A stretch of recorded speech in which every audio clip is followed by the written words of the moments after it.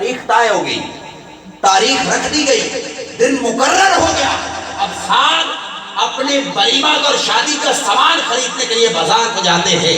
اب خرید رہے ہیں صحرا، پھول پتیاں، کھجوریں اور چھوارے اور دیگر چیزیں خرید رہے ہوں گے کہ ایک منادی کرنے والے نے ندا دی، اے مومنوں آؤ، اللہ جہاد کی طرف پکار رہا ہے، آؤ اسلام کی بلندی کے لیے جانا ہے، آؤ توحید کا پرچم بلند کرنے کے لیے جانا ہے، اور سیرت رسول کا ڈنکا بجانے کے لیے جانا ہے، اسلام کو دنیا میں پھیلانے کے لیے جانا ہے.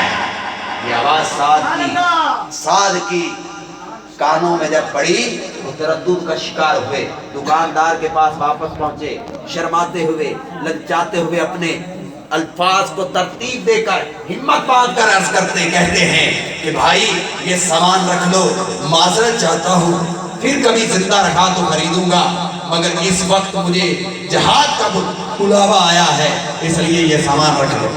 وہ سامان واپس کیا، زرہ خریدی، تلوار خریدی، گھوڑا خریدا اور چلا ہے ساتھ ولیمہ کی طرف نہیں، نکاح خواہ کی طرف نہیں، بلکہ میدان کارزار کی طرف. اب میدان کارزار میں پہنچا، صحابہ بیان کرتے ہیں سعد الاسود اس دن بڑی دلیری سے لڑا، کئیوں کا مار گرایا، مگر شام ہوئی تو جام شہادت نوش کیا.